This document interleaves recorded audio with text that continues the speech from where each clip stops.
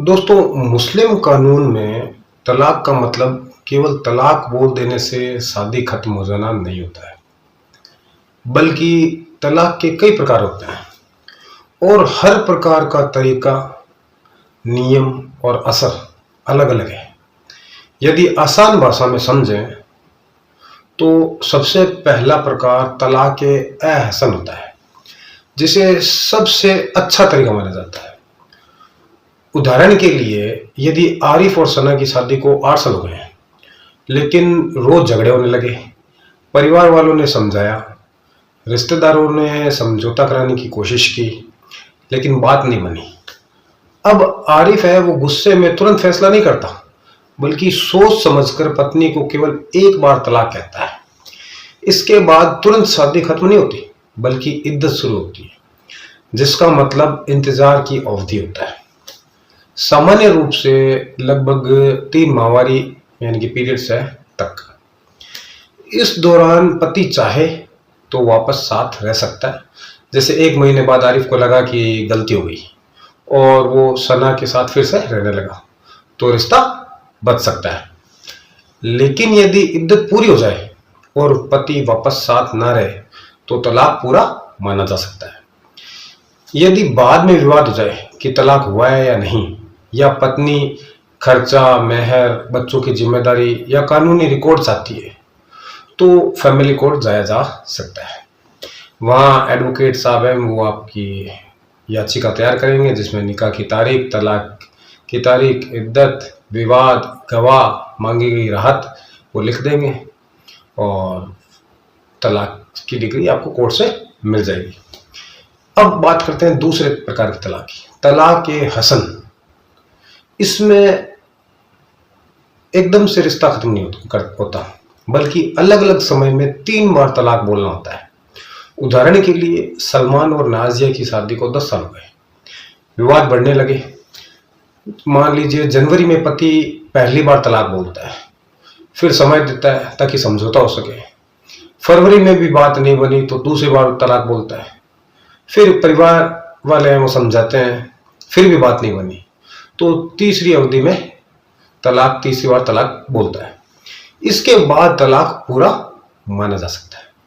यदि बीच में समझौता हो जाए तो रिश्ता बच सकता है, और यदि विवाद हो जाए तो प्रक्रिया सही थी या नहीं थी, इसका निर्धारण आप पारिवारिक न्यायालय है, फैमिली कोर्ट है, उसमें करवा सकते हैं।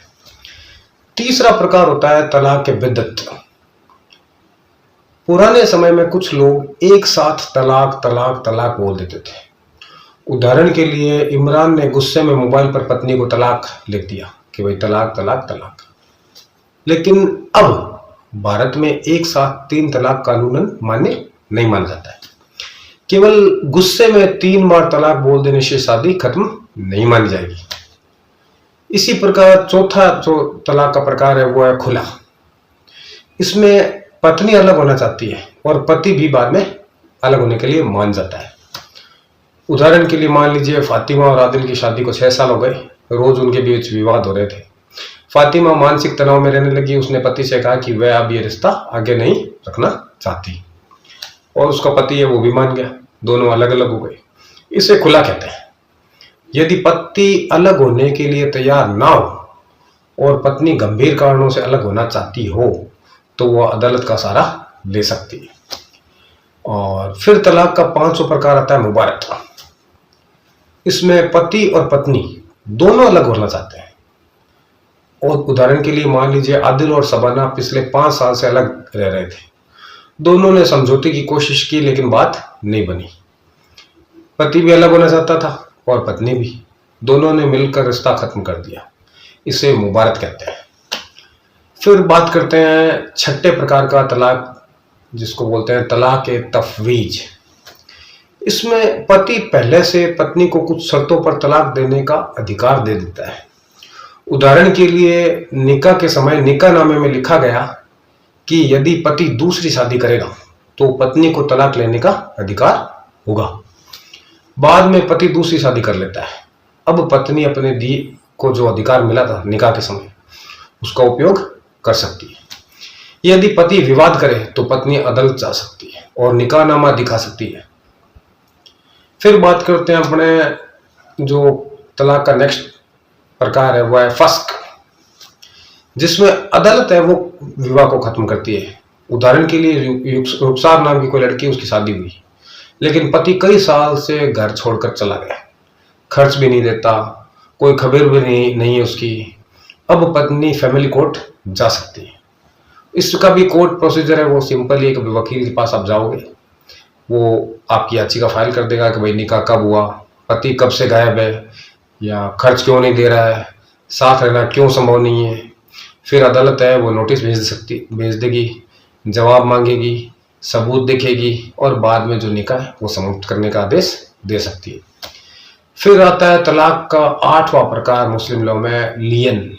या इसमें यदि पति पत्नी पर गलत चरित्र का झूठा आरोप लगाते और साबित ना कर सके, इसमें उदाहरण के लिए पति पत्नी पर गलत संबंधों का आरोप लगाते हैं लेकिन उसके पास कोई सबूत ही नहीं है, ऐसी स्थिति में पत्नी अदालत जा सकती है कि भाई मुझे तलाक चाहिए। फिर बात करें अगले प्रकार की, तो उसको बोलते हैं इला। इसमें यदि पति कसम खा ले कि वह पत्नी से वैवाहिक संबंध नहीं रखेगा और लंबे समय तक ऐसा करे, तो उसे इला कहते हैं। उदाहरण के लिए रिजवान अपनी पत्नी से कई महीनों तक बिना उचित कारण के दूर रहता है और वैवाहिक जिम्मेदारियां हैं वो भी नहीं निभाता। इस विवाद पैदा हो गया तो इसको आधार पर उनका ये तलाक हो सकता है। फिर एक तलाक का प्रकार है जिहार।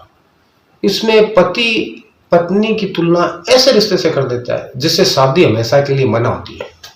उदाहरण के लिए पति गुस्से में पत्नी से कह देता है कि तुम मेरे लिए मेरी मां जैसी हो। इस स्थिति में धार्मिक नियम लागू हो गया। आसान भाषा में पूरा याद रखें कि पति एक बार तलाक बोले और इंतजार हो तो एहसन, अलग अलग समय में 3 बार तलाक बोल रहा है तो हसन, एक साथ 3 बार बोल दे तो तलाके बिद्दत जो बैन है, और पत्नी अलग होना चाहे और पति मान जाए तो खुला, पति पत्नी दोनों अलग होना चाहे तो मुबारक, पति पहले से पत्नी को अधिकार दे दे तो तफवीज, पत्नी अदालत जाकर शादी को खत्म कराए तो तलाक कौन सा है, फस्क, पति झूठा आरोप लगाए पत्नी पर तो कौन सा तलाक मांग सकती है पत्नी, लियन, पति दूर रहने की कसम खा ले कि भाई पत्नी से दूर रहूंगा तो इला, और पत्नी की गलत तुलना करे जैसे कि मां है तो जिहाद। दोस्तों इस प्रकार से मुस्लिम लॉ में ये तलाक के प्रकार हैं।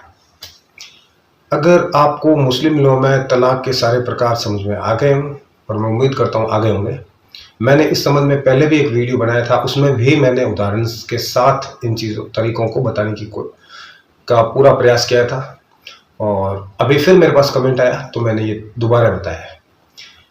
अगर आपको ये वीडियो अच्छा लगा हो तो लाइक और शेयर करना, और अगर आप इसी तरीके से आसान भाषा में मुस्लिम लॉ या जितने भी कानून हैं उनको समझना चाहते हैं आसानी से, तो इस चैनल को सब्सक्राइब कर लें।